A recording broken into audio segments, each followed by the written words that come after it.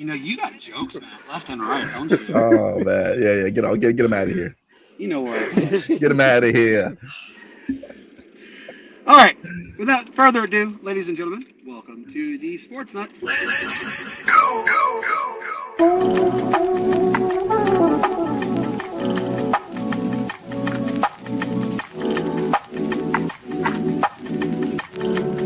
The Sportz Nuts are back.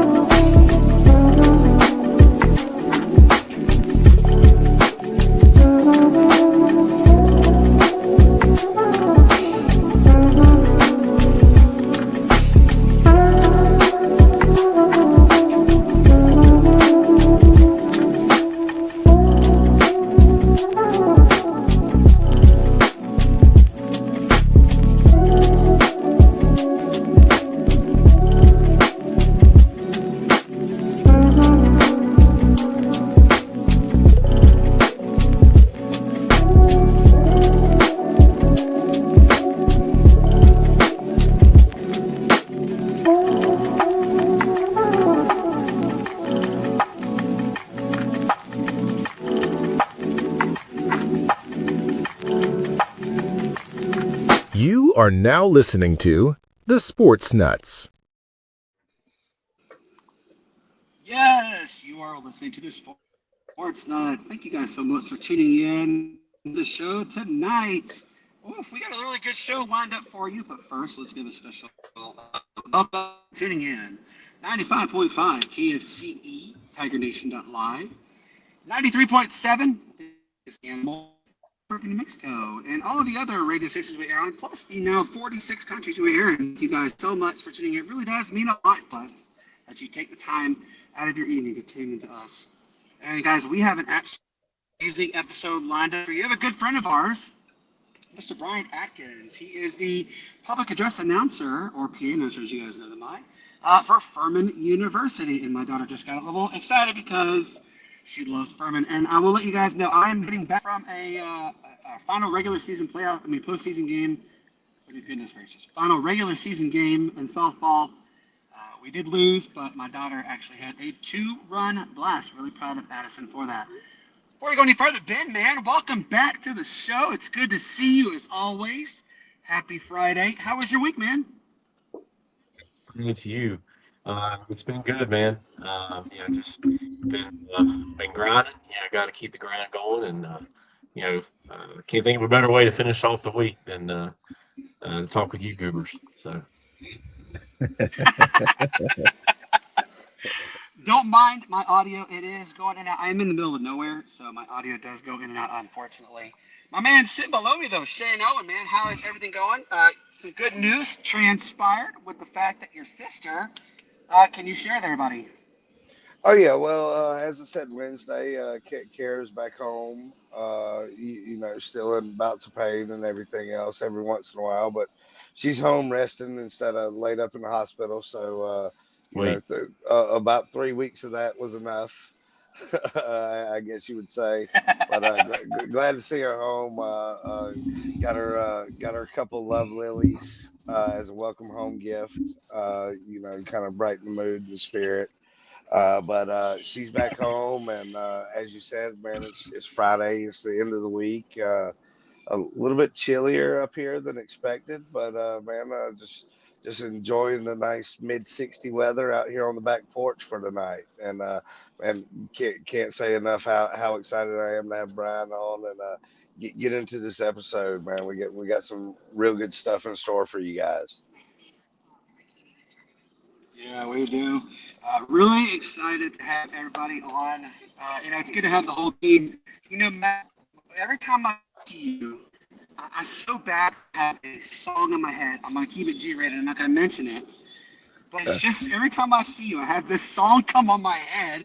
But there's also another song I hear is Guess Who's Back again. Every time I hear you, Matt. How was your week, man? Hey, man, you know how it is, man. Brandon, Shane, Ben, hope you guys are doing good. Hope you guys had a good week.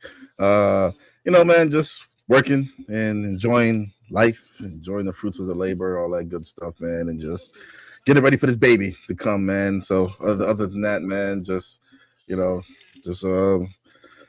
it day by day. Absolutely. It sneak up on you faster than you can think, You're going to go, oh, snap, the baby's going to be here. I mean, it just comes like that, But so glad to see everybody here. I will only be on for a little bit because, like I said, we're celebrating my daughter. And they finished 8-2 on the regular season. But really proud of the obstacles that Addison has overcome. She hit 4.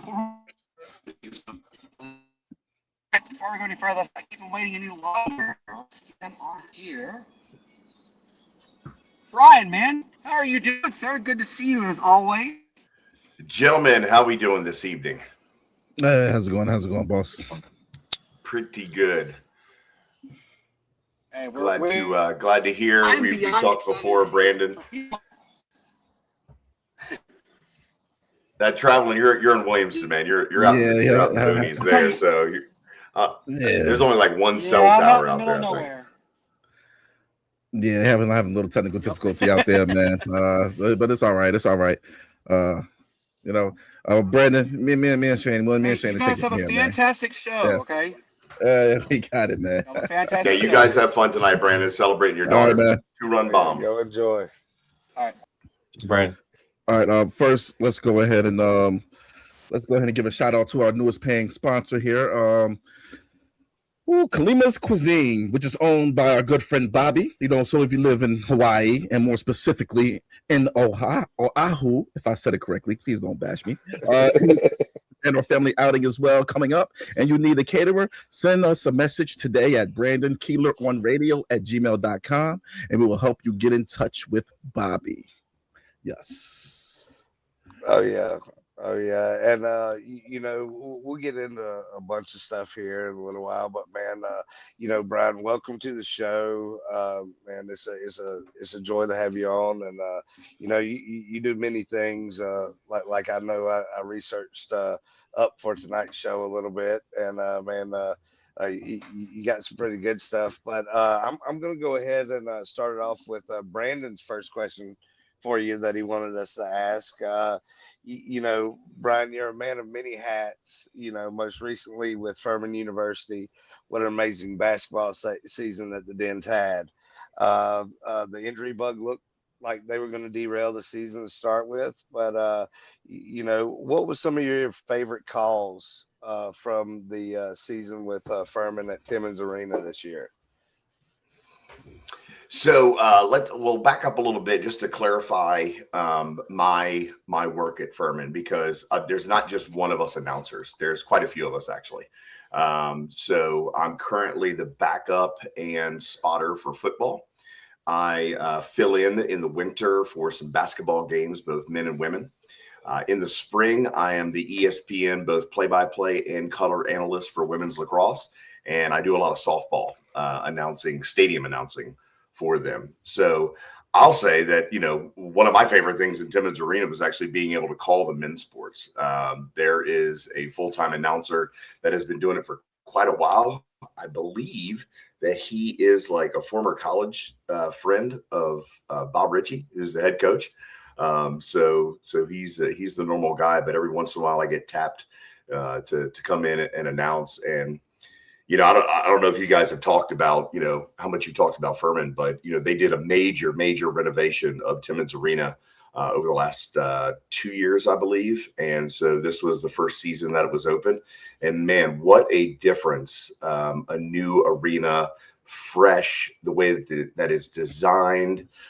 It was just such an amazing atmosphere. So I was so thankful that I was able to get in there and announce for the Paladin crowd for both men's and women's this year. So, they love their sports. And one of the things I love about working at Furman is the close-knit community. We'll call it like a mid-major. right? You know, Mm-hmm. they had a great season this year, making it to the NCAA tournament, March Madness. Several years ago, they made it, and they actually won in the first round. They beat Virginia in the first round. So when you have a local, smaller college like that makes the national stage, it's just incredibly exciting. And Coach Ritchie does such a great job over there, and such a great family at Furman. I can't speak highly enough about the athletic operations staff there. I just really enjoy being a part of it. Oh yeah, and definitely me being a Hokie guy, I enjoyed that Cavalier win. I'm sure you did. So ironically, I went to UMBC in Maryland, and so UMBC was the first number 16 seed to beat a number 1 seed, and they beat Virginia. So both my Chesapeake Bay Retrievers at UMBC and my Paladins here at Furman both beat Virginia in the first round of March Madness, which is a pretty cool little thing. Yeah, so Brian, kind of take us back, man. Take us back to when you kind of first knew you wanted to get into announcing, all the way up until your tenure now here at Furman. Yeah, so I'll say this: like over the years, way before I started announcing, people complimented me on my voice. You know, I know that it's deep, it's got a baritone, and it has a good cadence. And people always said, gosh, you should be on radio and you should do this. But I honestly never knew how to break into it. You know, you don't see, help wanted ads normally for things like PA announcing and things like that. There was one instance that I just missed it. I lived in North Carolina. I'm originally from Maryland. And I moved to North Carolina back in 2012. And right as we moved down there, there was a segment on the news that the Durham Bulls, the AAA baseball team, had narrowed their auditions down for their PA announcer down to the final 8. And I'm like, man, how did I miss that? I should have tried out. Fast forward again until 2016, I believe. And again, sitting at home watching the news, and WYFF here in Greenville announced that Furman was having open auditions for their football announcer. And I reached out and tried out. And there was 55 of us that did the initial audition. There were 5 of us that got called back, and effectively I got second place. I had 0 experience doing it. So when I auditioned, I didn't know what I was doing. And luckily, just a little bit of a voice and probably just, humility helped get me in the door. And so that was our first season back then. I want to say it was 2016. It may have been 2017. I do know that this fall it will be my 10th season working at Furman, 10th academic school year working there. So I guess that would make it 2017. But shortly after that season ended, then the spring came around and they asked me to announce a couple baseball games before Furman got rid of their baseball team. They also had a men's lacrosse team. So I announced a couple of men's and women's lacrosse games, and they asked me to do the purple and white game. It's, all colleges have this where it's just an inter squad scrimmage, which was an interesting experience because I'm trying to put my best foot forward and show them I know what I'm talking about. And multiple times, as an announcer, you say something like, whatever it is, number 35, Shane Owen around the outside for the run, gain of 8 on the play. It's now second down. And then all of a sudden, because it's a spring game, the coach is like, no, run it again. And they move it back. And it's like, well, why did I just announce that? And there was one time I wasn't even paying attention, and I saw the kick, and the kicker at that time, I think his name was Grayson Atkinson. He was money all the time. So I kind of I knew he was kicking. They snapped the ball. I looked down and I said, and the kick is good. And I looked up and he had missed it. And I'm like, these people are never going to call me back. But they did, and from there, like I said, I've been announcing for the Paladins since then. I have done some Clemson volleyball games. I've announced several games of the Greenville Swamp Rabbits, which is our ECHL affiliate here in Greenville. And I also announced at the local high school the Easley Green Wave, which Brandon shared a spot of how the Green Wave got their name from Tulane University, I think, last episode. So I'm their football, basketball, and baseball announcer. And I did volleyball for the last several years because my daughter was a volleyball player, but that was volunteer, and now she's graduating, so I am done. Oh yeah, well, it sounds great. Like I said, with the research I did, I kind of knew these kind of little tidbits about that little thing. But Ben, don't you have a question for Brian? I do. My question for you, Brian, in your time of being a PA announcer, or I guess a backup PA announcer, in your time of following Furman, is Alex Wilkins not only the best freshman, but is he the best basketball player that you've ever seen play for Furman? It's kind of a two-part question. Is he the best player that you've seen play for Furman? And secondly, do you think he's going to have similar success at Kentucky? He was incredibly electric watching him on the court. And, I think that young man has a lot of potential no matter where he goes. From what I understand, we're not necessarily – in the locker room with them, don't have a lot of interactions with the athletes as the voice talent. But from what I understand, he's just a really good locker room guy too. And a lot of potential. I mean, a freshman like that making a statement as good as he was, I think that he has plenty of runway ahead of him. Yeah. Oh yeah, Brian. As I said before, man, we do appreciate you coming on, taking time out of your busy schedule to talk a little bit about Furman University. The little small college up there in TR, as I like to say. But I found out a couple of interesting things, not only about you, but as a university as well. They just last Tuesday, I believe it was, or somewhere in there, had the 12th annual Dens Day. Can you share a little bit about kind of your information on that and kind of what the main goal and mission of that day is? I wish that I could give some insight into that. As the PA announcers, and we can certainly look it up, and I can go into some of those things. But as PA announcers, none of us are full-time staff. We are, basically paid by the game that we're calling. So we have some events that we go to generally within the athletic department and the operations staff.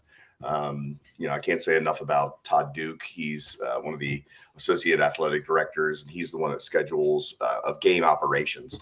And Todd is just, one of the best human beings that I know of. And he always organizes, a Thanksgiving gathering for the athletic department. And so there's a couple of different functions that we go to and participate in, but wasn't part of the Dens Day. So I apologize for not having any insight into that.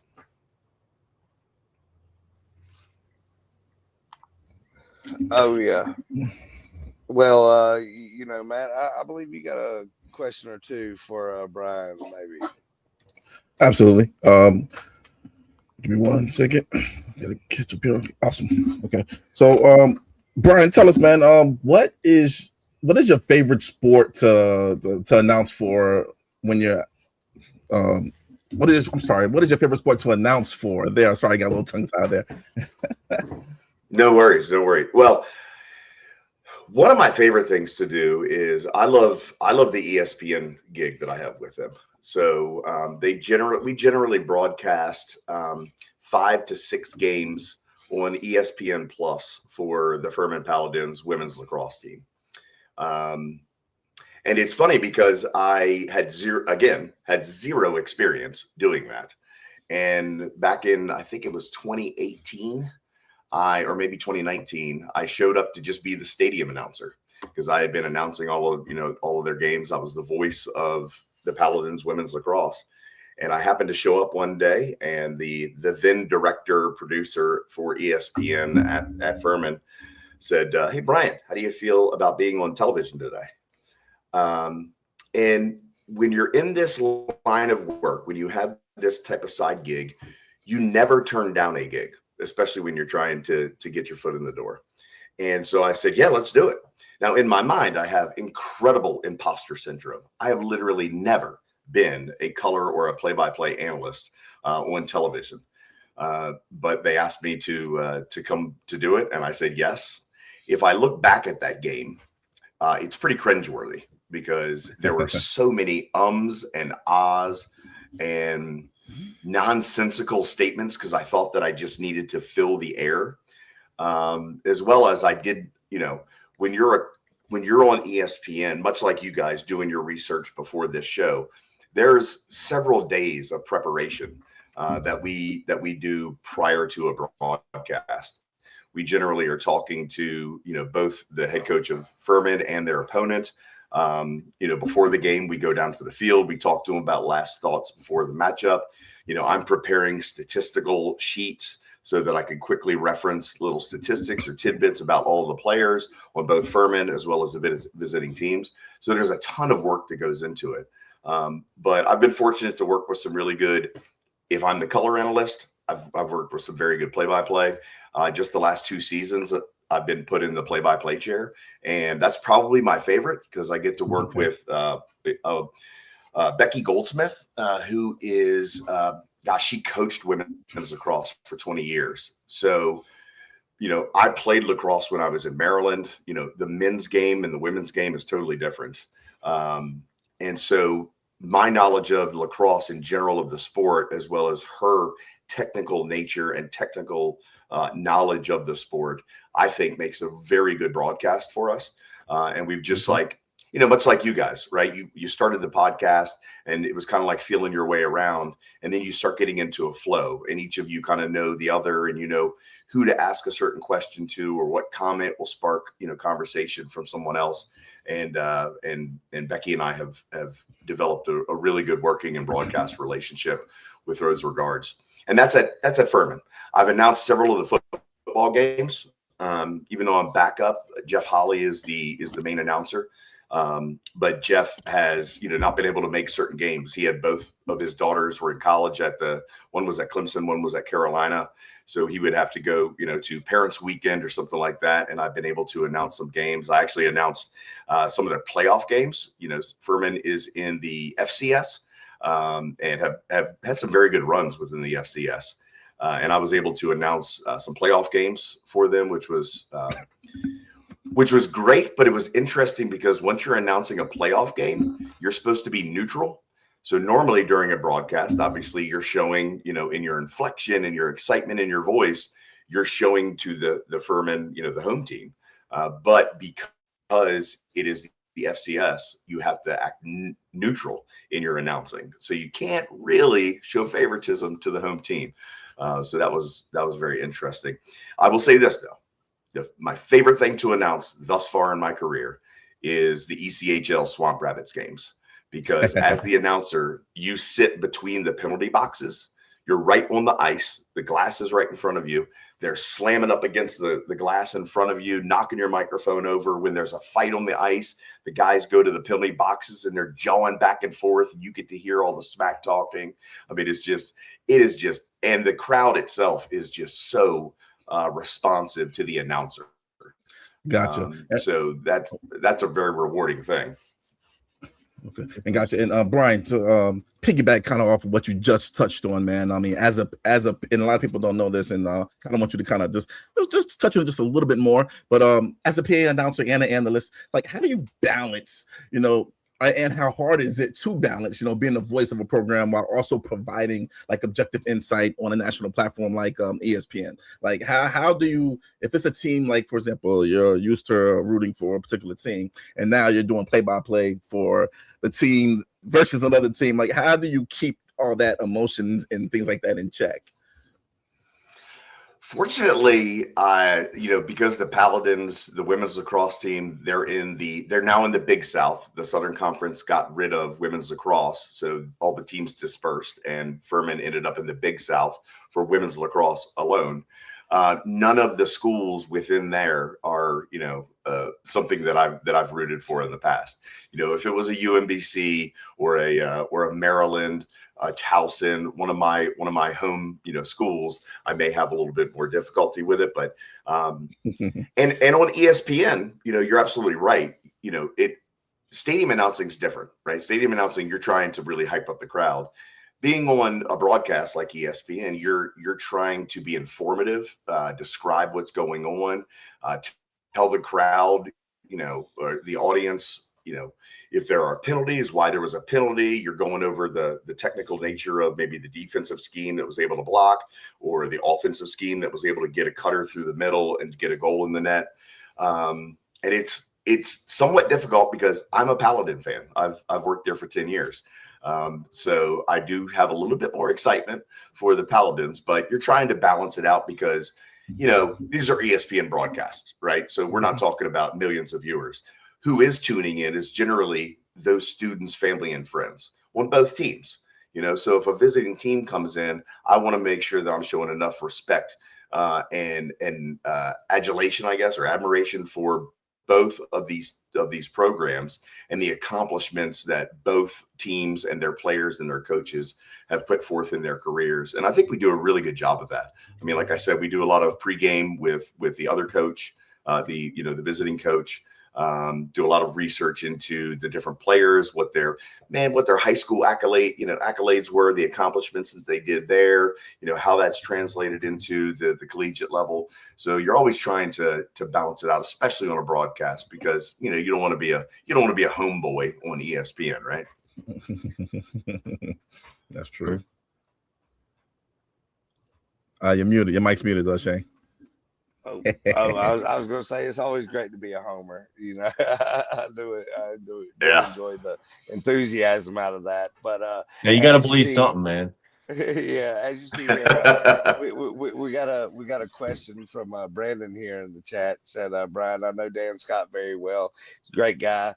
What's it like getting to talk to him and even Scott Keeler?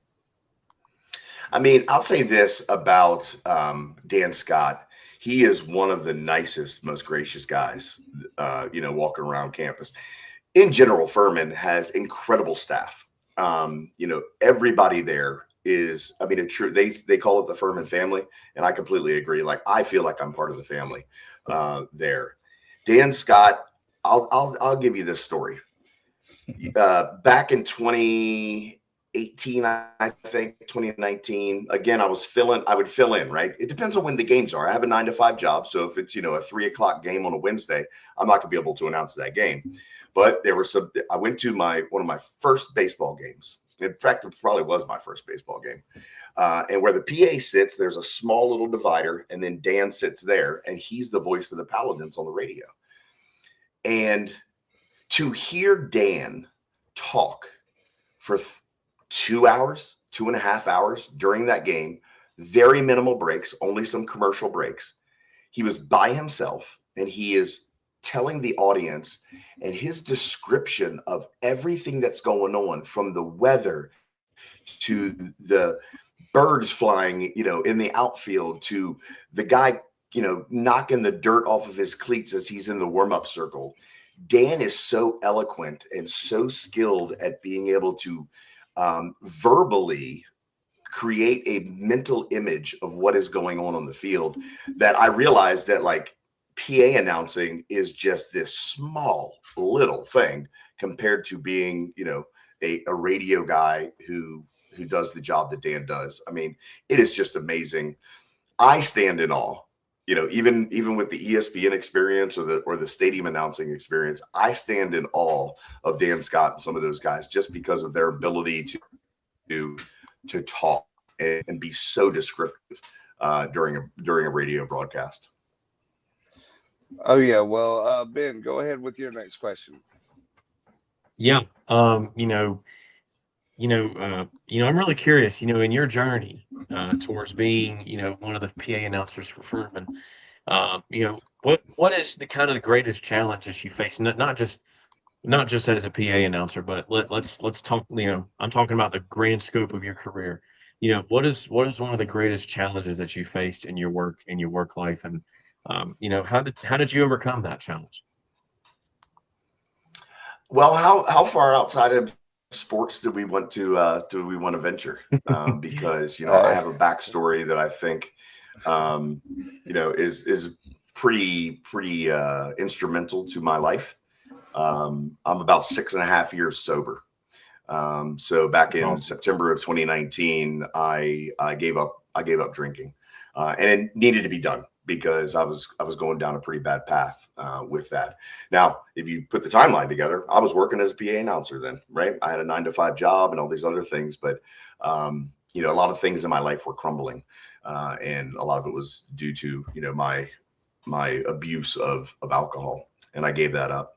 And that's been one of the, you know, that's been one of the greatest achievements, but also one of the most challenging aspects of my life. Sure. Yeah. You know, and since that time, there's been a whole slew of things in my life. You know, you think in my mind, I thought, oh, I'm going to give up drinking and life is going to be great. And then life be lifing. And, you know, a lot of things have happened with my normal career. You know, my father passed away 2 days from Christmas back in 2022. And he was like my best friend. And he, you know, it was very sudden. You know, he went out to buy some stuff at Ace Hardware and collapsed in the store, and he was gone. So outside of PA announcing, that was probably, you know, one of the biggest things that probably defined who I am as a person. I'm still active, you know, in a lot of recovery communities. I actually have, it's on current hiatus, but I had a recovery podcast called Recovery Rising, and I'm working to relaunch that and get that going because I like talking to folks, just like you guys like talking to folks and figuring out, you know, stories and seeing, you know, what makes us tick. From a PA announcing or a sports announcing aspect, excuse me.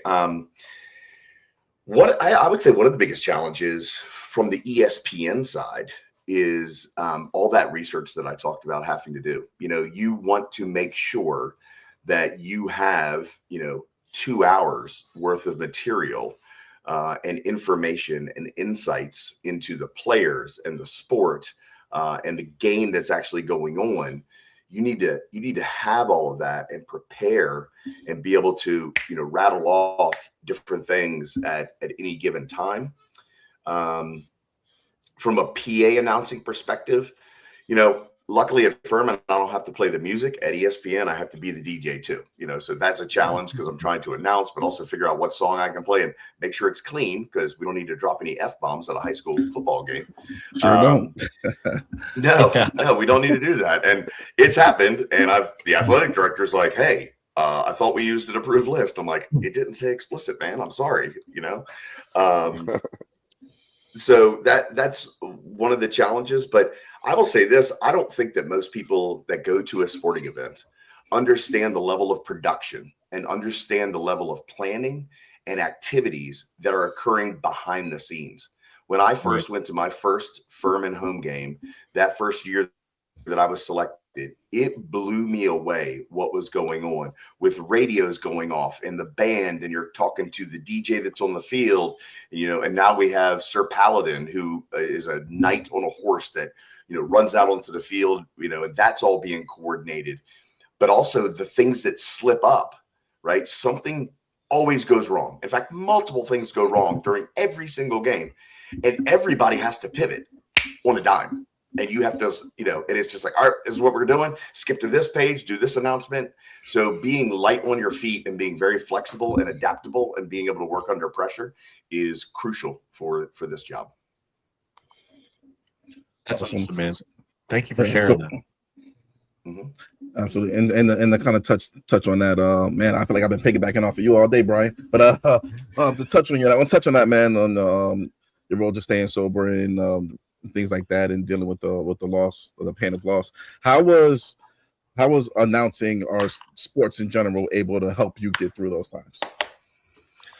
Well, you know, much like all of us, right? We're all going to suffer losses and troubles and you know, downturns in our life.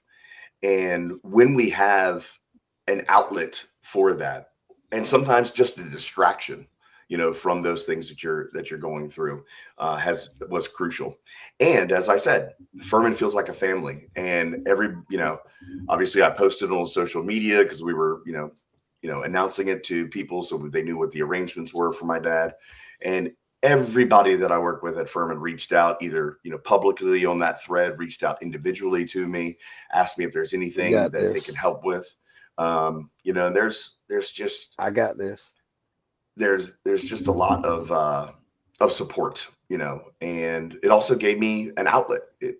I'll say this, man, my dad absolutely loved the fact that I was an announcer and that I was on TV. And he was also a huge lacrosse fan. He also played, back in the 60s when he was in high school in Maryland. My nephews play lacrosse up in Maryland. On my ex-wife's side, the niece and nephew also, played lacrosse. I mean, it's Maryland, right? We're huge lacrosse fans, and Dad even paid for a streaming service just to watch me on ESPN Plus, even though he didn't really want to pay for it.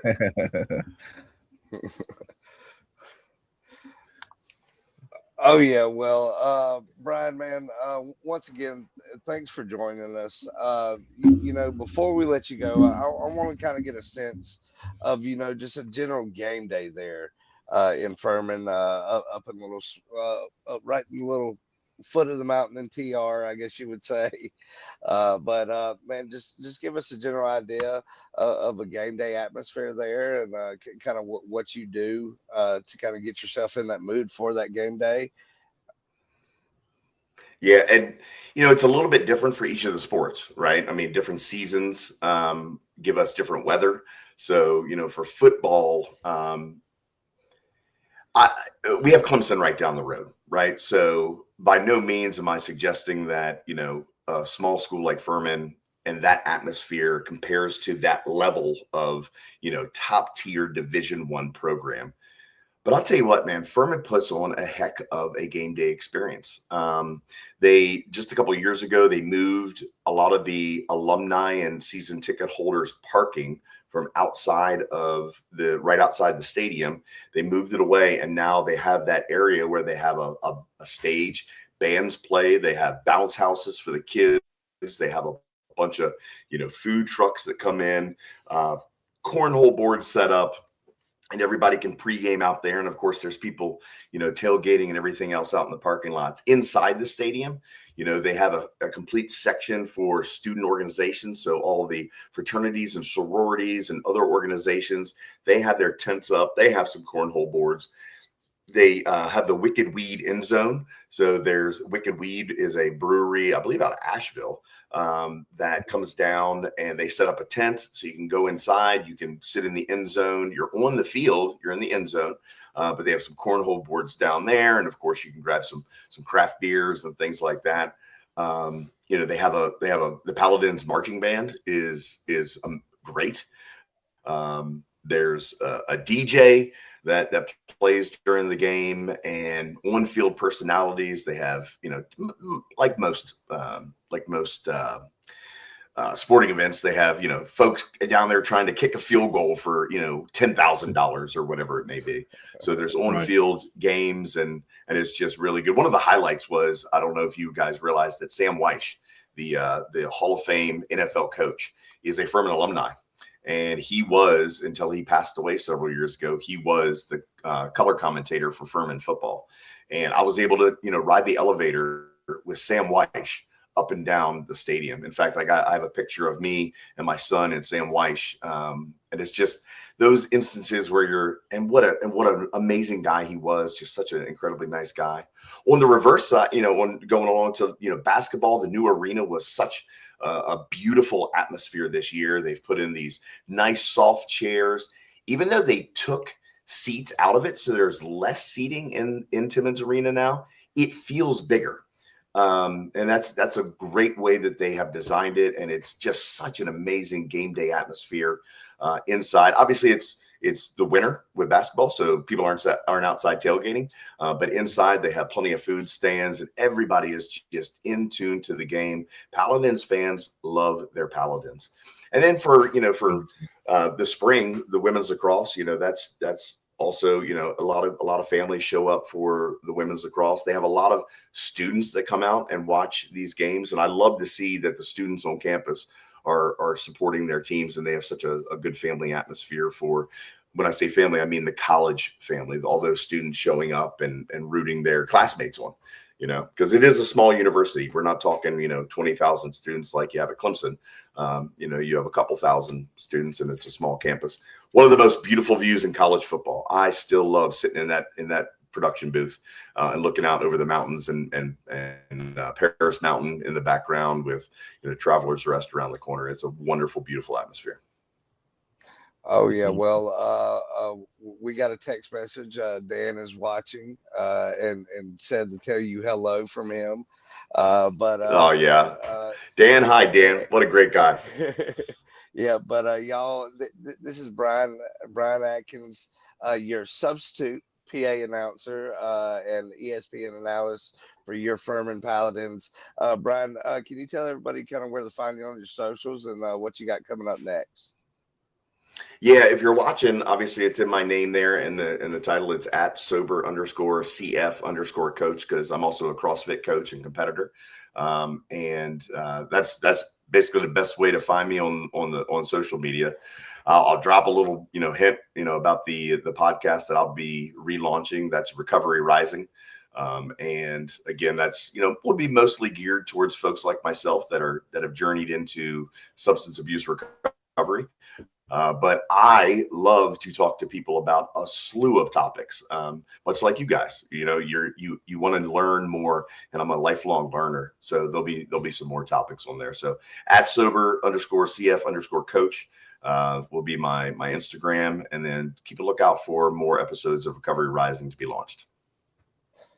Oh yeah, well, Brian, once again, thank you for coming on, and we'll holler at you again here soon.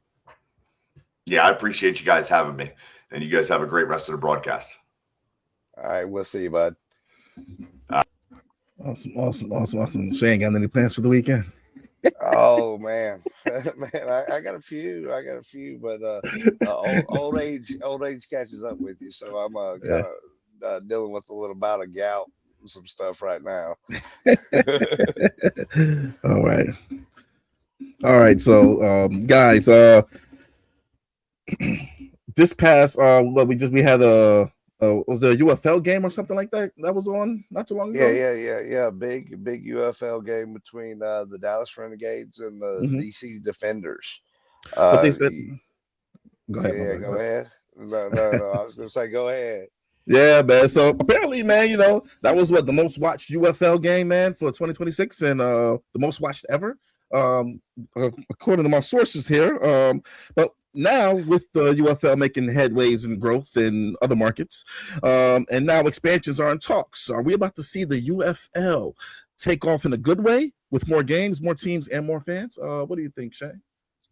Well, I think we kind of alluded to it before with kind of a mention in a previous episode about possible UFL expansion.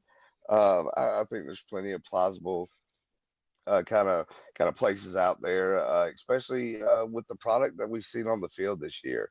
It's been a really great season to watch, and it's great that they're kind of spreading the games out. You get a Thursday night game, you get a Friday night game, then you get some Saturday games, like 2 or 3 Sunday games.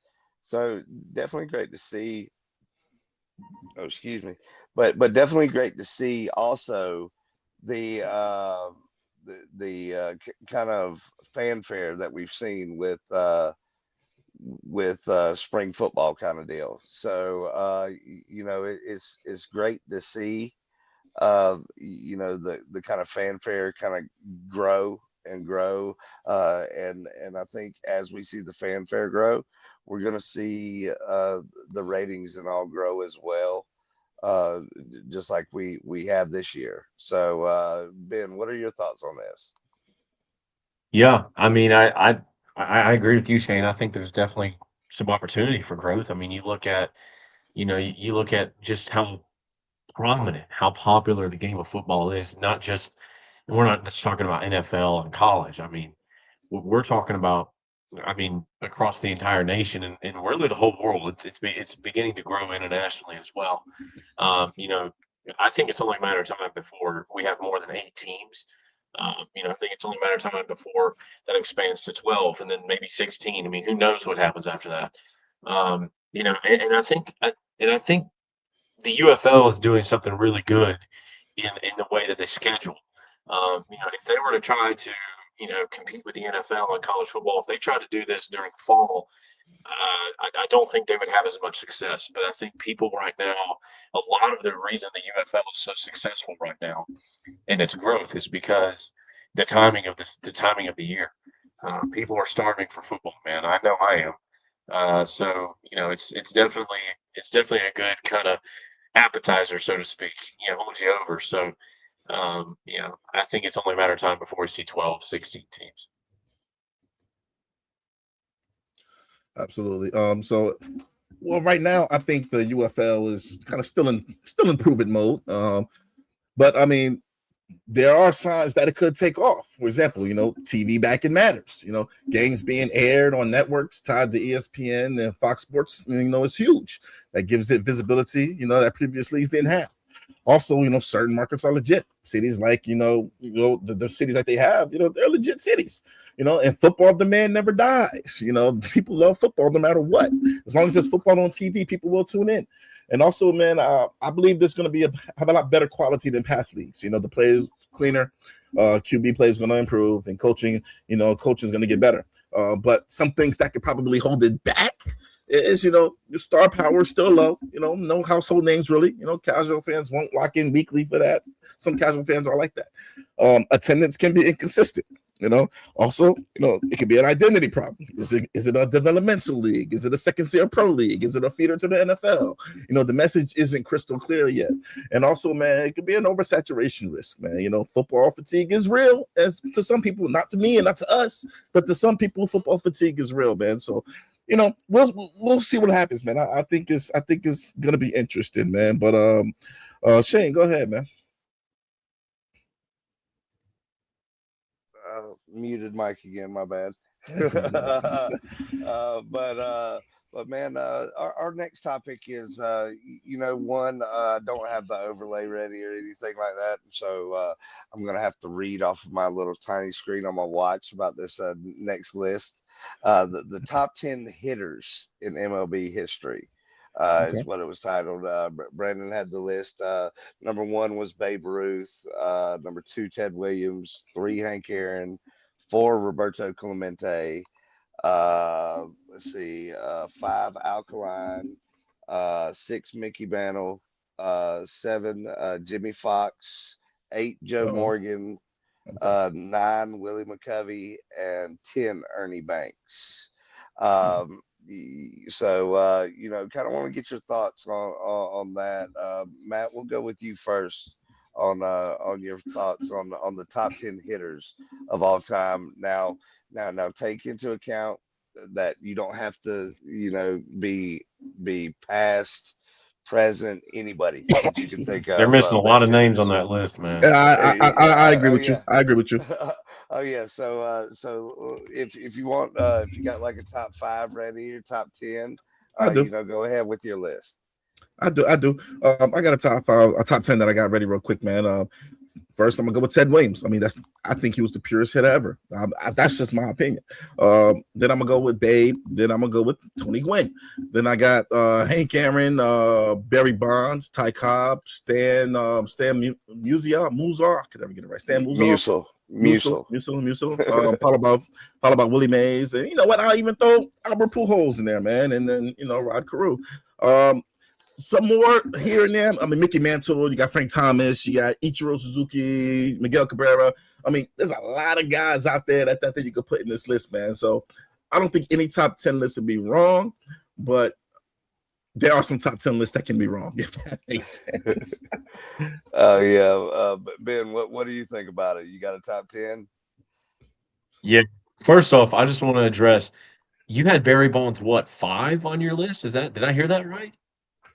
Well, my top 10 is subject to change. First of all, it fluctuates. It wasn't a top, those were 10 players in general. It wasn't this number 1, this is number 2, except for Ted Williams. I'm gonna leave Ted Williams up there and Babe.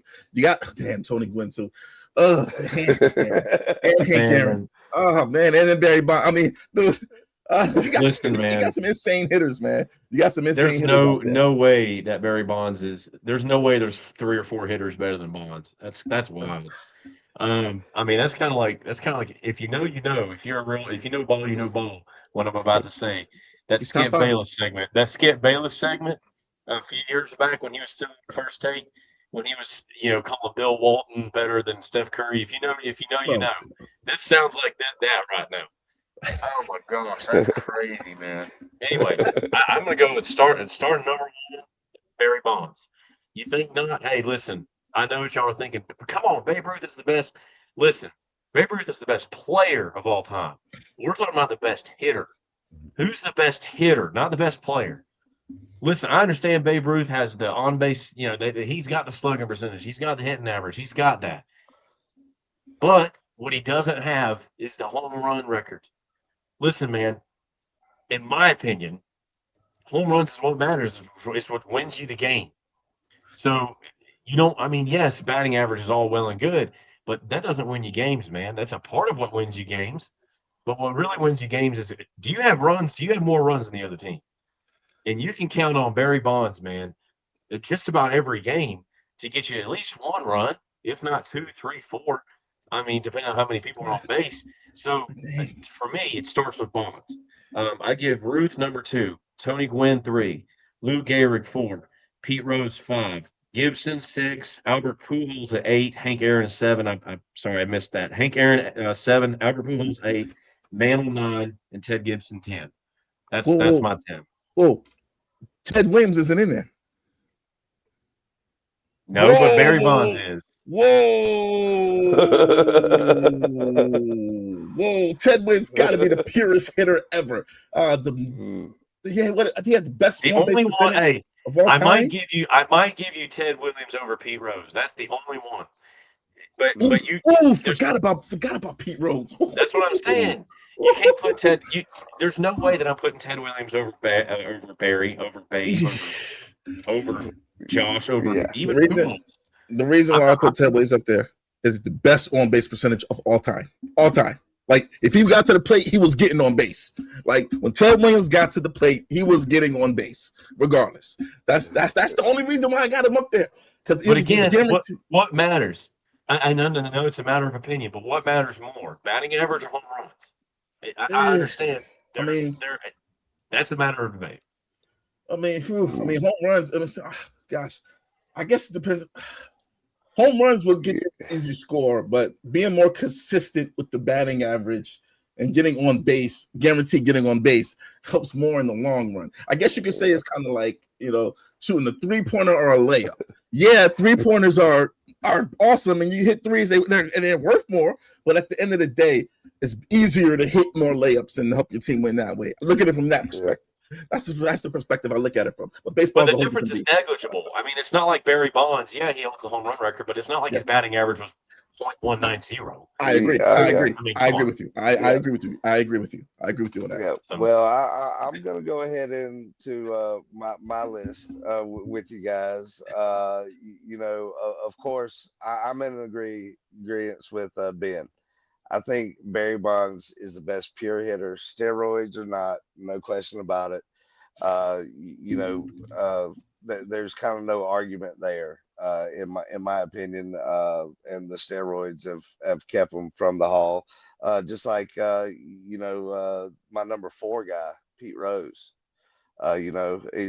He's all-time hits leader. But one that I've got as number 2 on my list, Ty Cobb.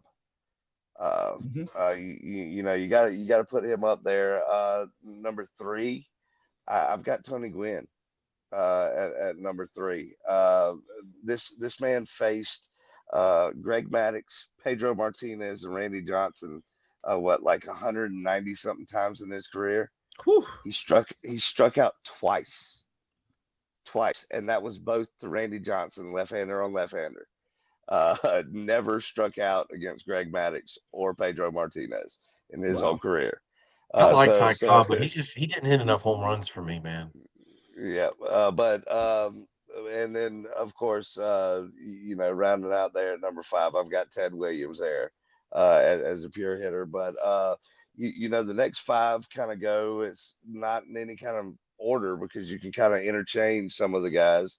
But definitely got to put Babe Ruth up there, Willie Mays, Hank Aaron, Ichiro, and Stan Musial. So I'm in agreement there, kind of with some of the greats.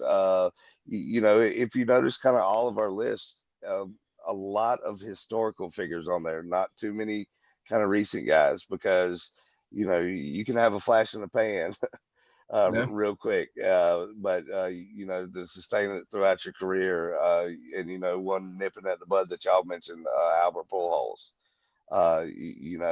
is one of those great hitters too. And we'll probably look back on some of these young cats that we see now in the MLB today as some of the great hitters, probably 15, 20 years down the road from now. But Mhm. you never know how that's going to happen. I think Judge will be in And that conversation. yeah, but just kind of due to time constraints, we're just going to kind of mention this real quick. The sports world and the world in general lost a mogul in Ted Turner this past week, and our thoughts and prayers go out to the family. Revolutionized, basically cable TV as we see it today, between all the different networks that he was about, and brought 24-hour news broadcasts to the world. Mhm. Not to mention a great owner for our Atlanta Braves that we like to pull for. And it's going to mean a little bit more now, seeing them wear the powder blue City Connects with that ATL and that TBS, that old TBS logo, Yep. like they had it. So definitely wanted to mention that, and just kind of hate that we couldn't get into it just due to time constraints. But I know, Matt, you're chomping at the bit to talk about this second round of the NBA playoffs. Absolutely, man. Absolutely, man. I mean, so far, that's what's going on in the NBA, man. On the NBA side, well, first of all, I got to give a shout out to Turner, man. Again, man, he made the Braves America's team. I'm sorry, with WTBS, he was able to broadcast the Braves worldwide. And before regional sports was a thing, you could be in Iowa, New York, it didn't matter. You could see Braves every night. So, shout out to Ted Turner, man. But anyways, coming up on the NBA side, guys, we see the Spurs, won an absolute tear and won by 38 over the T-Wolves. After the T-Wolves won in and got that first game, Spurs were able to tie things back up, man. And then we saw the Knicks go up 2-0 over the 76ers, man. And the 76ers fought a good, hard game, hard-fought game. So, everybody just kind of give me their impressions so far and predictions for this weekend's matchup in the NBA. Yeah. Well, I think, right now, you got New York and Philly playing right now. New York's up, let's see, 8 at the half. Yeah. I still think I may be wrong. I was wrong with my last prediction. Whenever we did predictions last week, I was way off. But I'm still rocking with Philly tonight. I think they get their first W in the series tonight.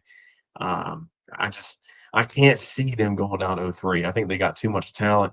Now, I was watching a little bit of it before the show, and I'm going to tell you this: if the refs, I ain't trying to blame it on the refs, but listen, if they keep calling it as one-sided as it is, Philly may not have a chance. But right now I got Philly winning their first game of the series tonight. I think San Antonio wins tonight. But if we're talking about the whole, playoffs as a whole, I think the Spurs, Timberwolves series, I think as good as Anthony Edwards is, and I think the Timberwolves have enough. McDaniels has grown by leaps and bounds offensively. I think they can push it to 7, and I think they will. Now, will they win the series? Probably not.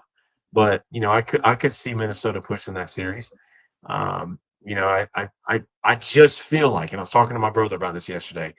My gut says that if San Antonio does not beat Oklahoma City, let's just assume they both make it to the WCF. If San Antonio does not beat Oklahoma City, I don't see anybody beating them, and that's just me. We can sit here and talk all night about do the Thunder get calls and do they foul bait? Yeah, we all know that's true, but even without that, they're so deep and they're so talented, man. At one point in the game last night, they were plus 10. They were plus 10 without SGA on the floor. Listen, guys. If whoever wins the West is going to win the finals. You might be right, very, very bold prediction there, man. Very You bold. might, I don't think it's all that bold. They're the two most. Very bold. The Spurs and Thunder are the two most complete teams in the league. Oh you yeah. might be Oh right. no argument on what they are. But man, I can tell you, it seems like the Knicks have kind of tried to hit another gear. The Knicks are the only one that can do it. The problem Yeah. with New York is their defense doesn't always show up. You know you're going to get their great. You know they're going to be great on offense. The problem with the Knicks is they don't always show up on defense. That's their problem. Oh yeah, and I can tell you the one biggest thing that kind of surprised me about the playoffs in this round two is we're talking about it, the Spurs and Minnesota. That's the only matchup here that we see right now where each team has won a single game. Period. Right now we're looking at a bunch of sweeps and stuff like that. Yeah. Second round is going to be worse than the first round was. What was Yeah. it, like 6 game sevens? Or no, not that many, like 4 game sevens in round one? Oh I mean, yeah, and we all like you mentioned, Ben.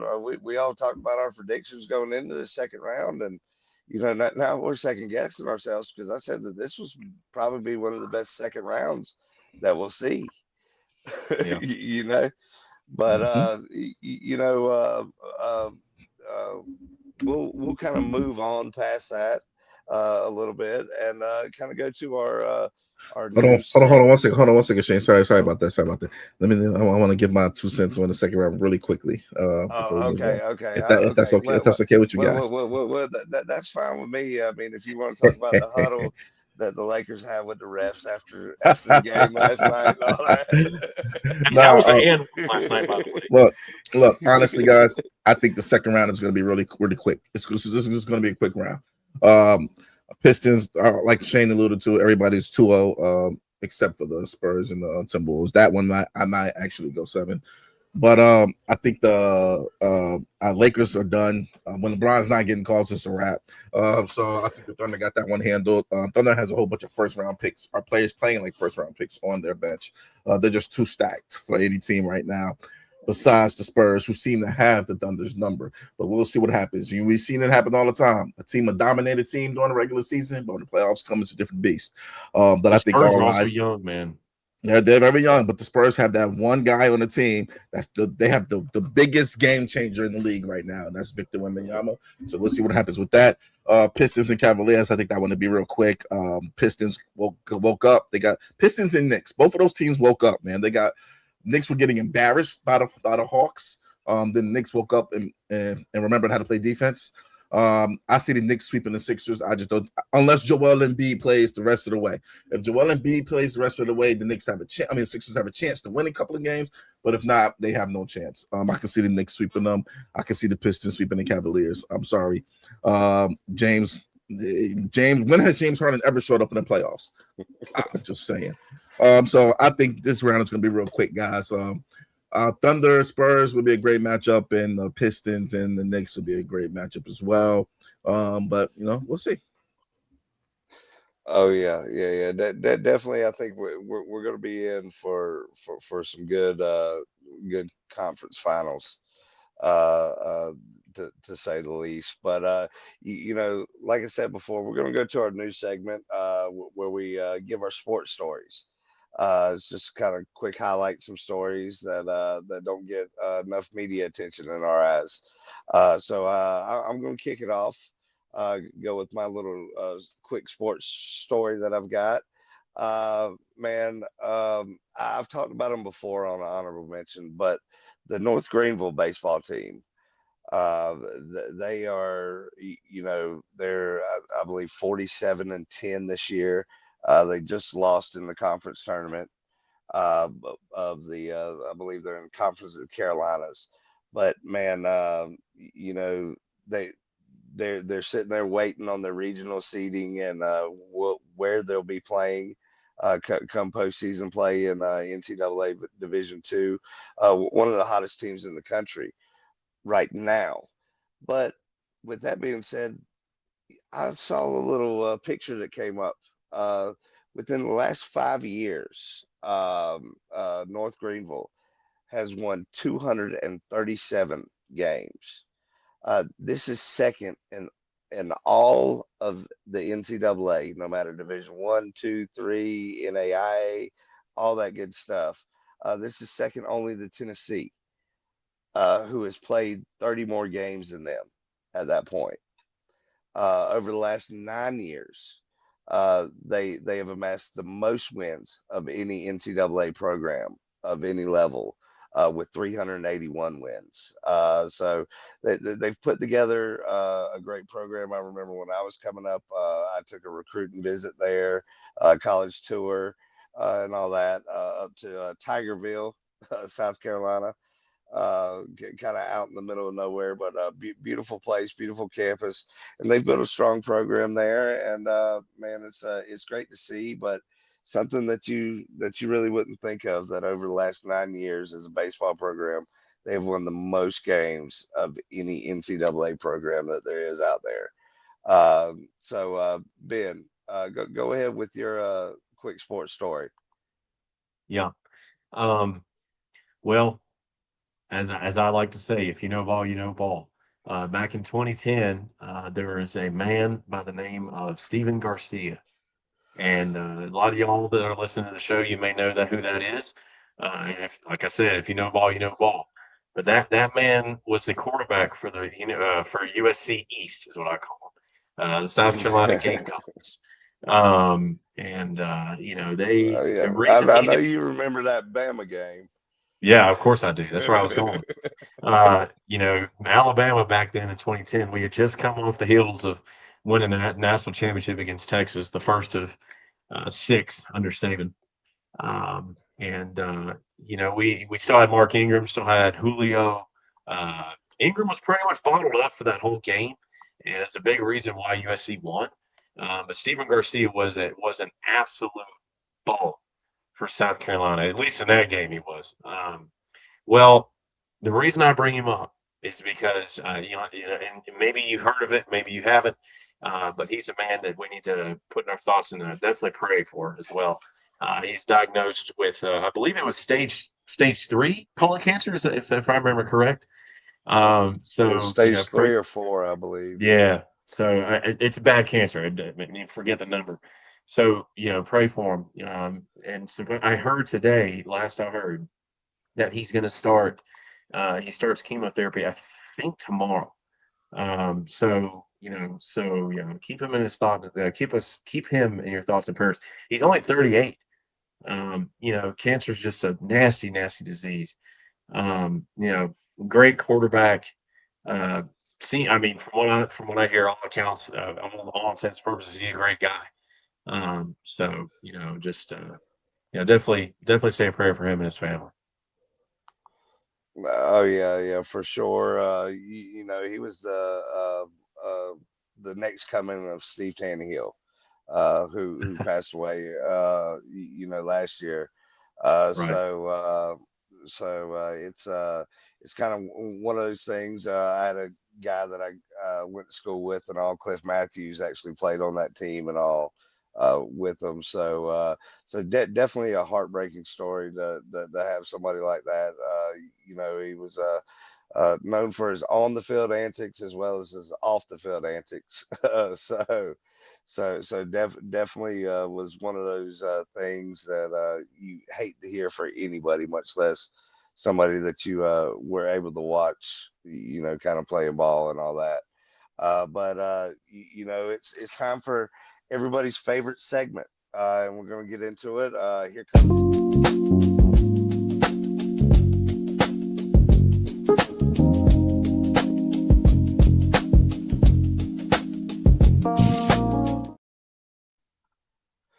Yes, it is the honorable mentions. Where we highlight sports stories that we think are prevalent, that the media doesn't gain enough attention to. Matt, I believe you got one from Brandon that we need to read off. Yeah, let me go ahead and pull that up real quick. Let's see. I don't know what Brandon got this time, man. Brandon has some interesting sports stories, man. Let's see what he got. All right. Should I read it like Brandon, or should I just I don't know. I don't know if you can. For now, guys, for Brandon's first honorable mention, man. His honorable mention is going to go out to the NCAA Men and Women's Basketball Tournament Committee, as they have completed the steps to get there, and both have been. Okay, I see what he's saying. They both have been. The tournament has both been expanded to the field of 76, starting in 2027. The story is up on ESPN to read, but happy to see more teams now get the chance to play in the dance. Yes, that means more upsets. Oh yeah. And well, my first honorable mention is going to go out to the North Carolina High School Athletic Association. This past Wednesday, they voted in that varsity girls flag football will be a sanctioned sport by them coming in the 2026 and 27 season. Also, to kind of tag along with that, shout out to David Tepper and his family. Since 2022, I believe they have donated over $2.5 million into grants that go directly to the high schools for the development of girls flag football across North and South Carolina. Matt, what's your first honorable mention? My first honorable mention is going to go to the Oklahoma City Thunder's AJ Mitchell. He was able to drop 20 points in the game against the Lakers last night. I think it was last night. You guys might be saying 20 points, it's just 20 points, but no. At this point, SGA, went out because he was in foul trouble. So guys, the powers that be, they had to make it look, inconspicuous that they weren't giving the Lakers calls. So they sat SGA for a minute. But AJ Mitchell kind of took over the game and was able to give the Lakers fits and problems.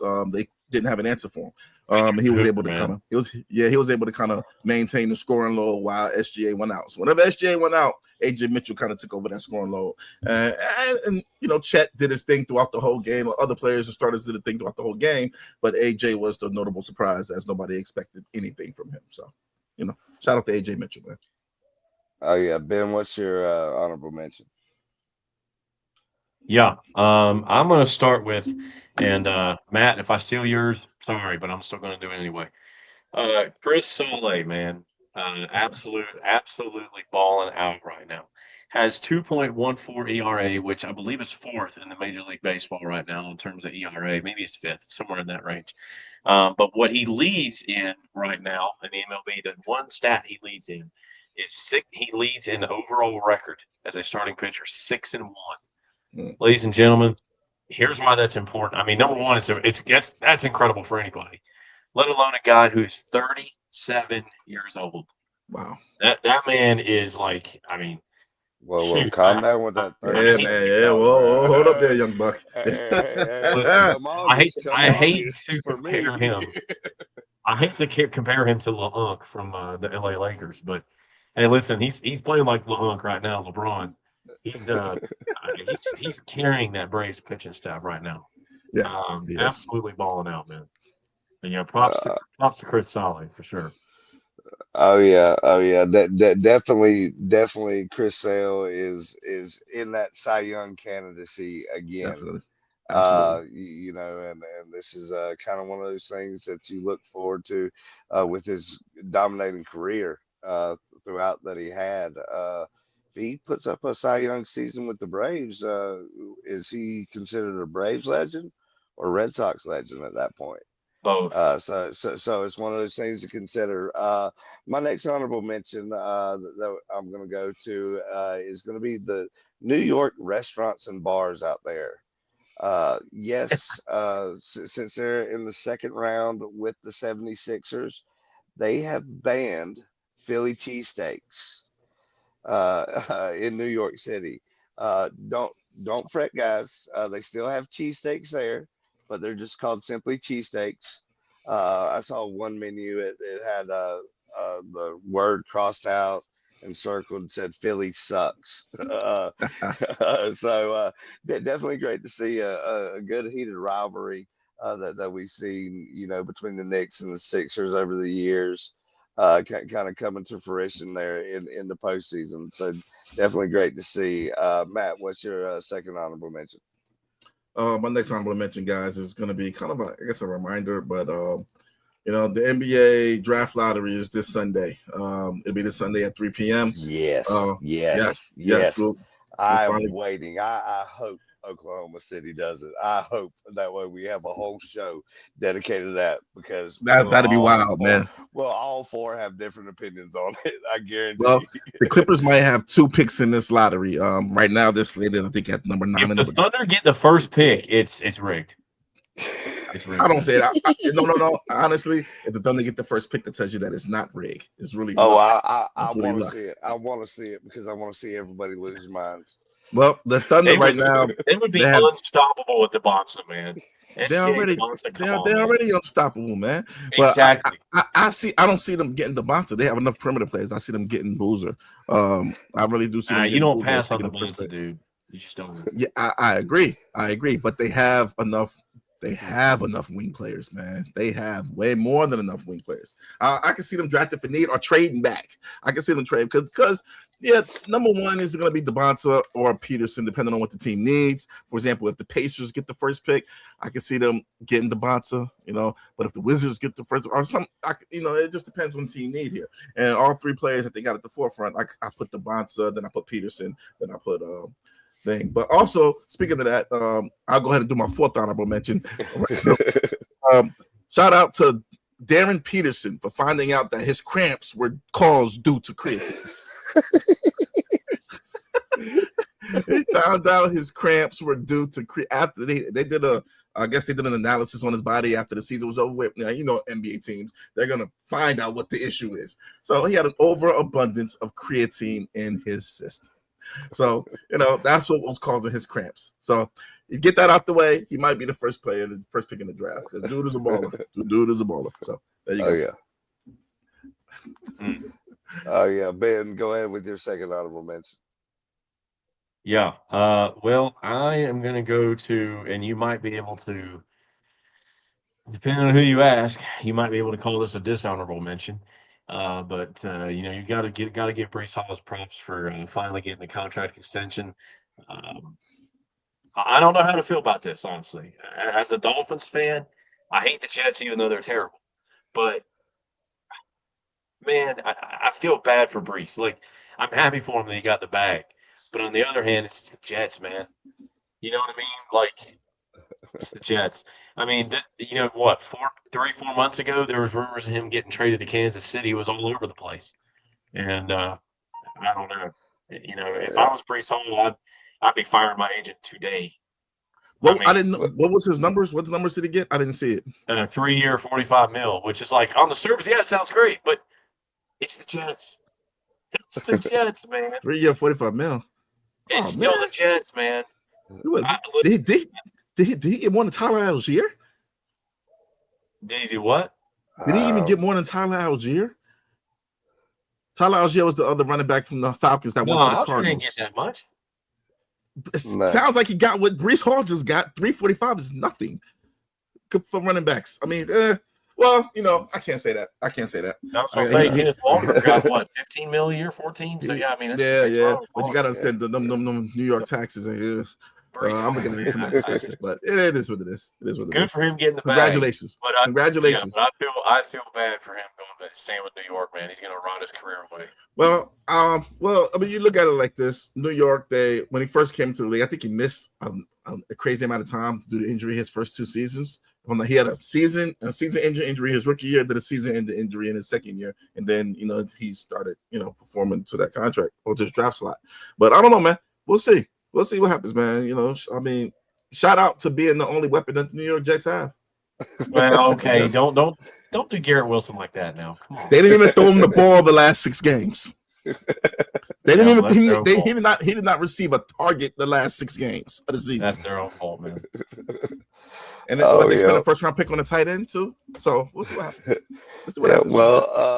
I'm going to go with my third and final honorable mention due to time constraints. But it's going to go out to Adrian Peterson Jr. Yes, we're talking about Adrian Peterson's son, the one that he got in trouble for whooping with the switch. during his time in the NFL. But the 14-year-old running back, following in his father's footsteps, kind of in that same position, just got an offer from the University of Miami. Hmm. Uh, so definitely kind of bringing my younger self kind of full circle, seeing guys that we grew up kind of watching in the NFL and being stars out there. Now their kids are at that collegiate level. I mean, we see plenty of them at Notre Dame right now. What, six total NFL sons are all Hmm. are on that Notre Dame squad. But definitely great to see.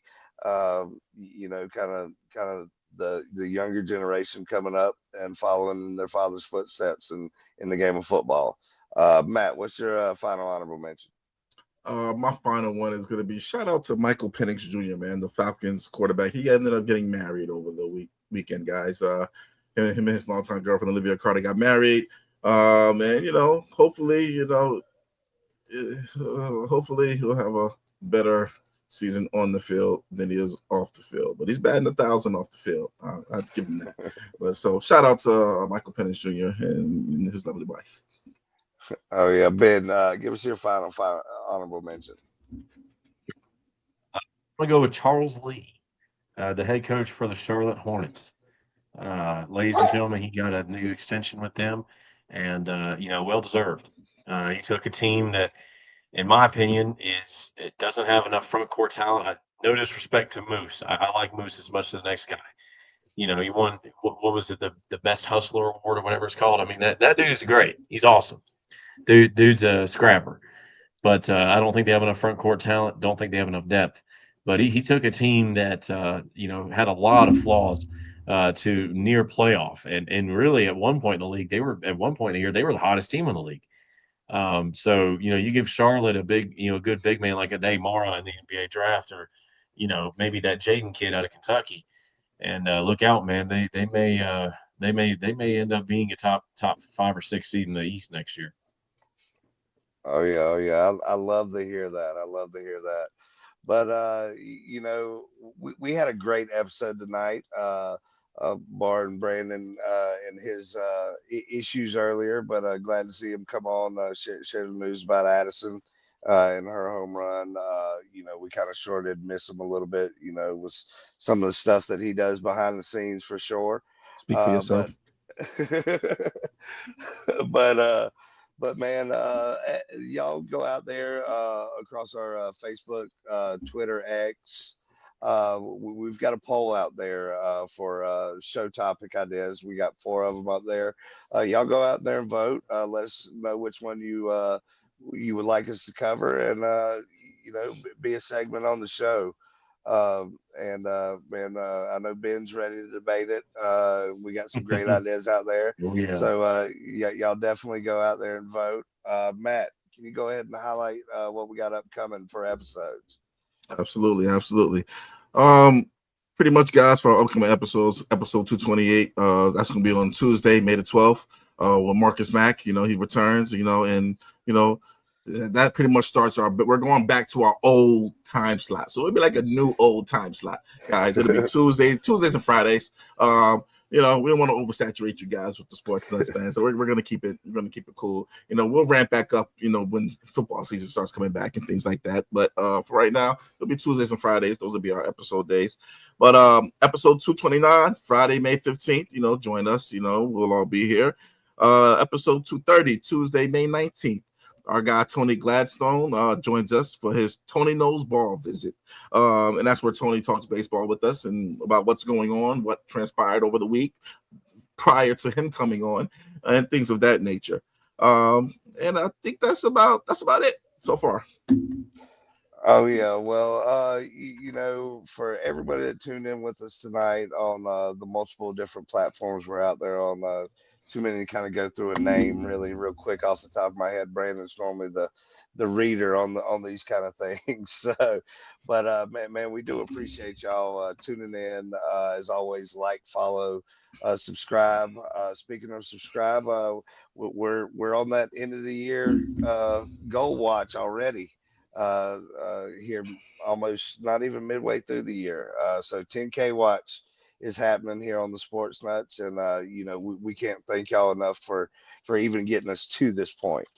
And I know Matt, Brandon, Ben, and we all appreciate the support that you have for us, and get on here, talk some ball with us. We always enjoy talking to everybody else out there. Ben, go ahead and give your final goodbyes. Yeah.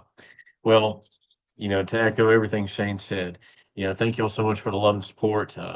It's much love over here, and we love y'all and appreciate the support. We definitely couldn't do it without y'all, and y'all everybody be safe this weekend. Everybody just stay safe, enjoy the weekend, and God bless. Oh yeah, Matt, go ahead and give your goodbyes. Absolutely, guys. Make sure with the weekend coming up, man, just make sure you guys, if you're gonna go out there and partake and watch some sports, and you're gonna, knock a few back, just make sure you got a designated driver, call an Uber. You don't want the whoops come up behind you. It won't be a good weekend for you behind you. So let's go ahead and let's do right, and let's get right at home. If you're gonna drink, do it at home. But nah, guys, be safe out there, man, and don't get flagged.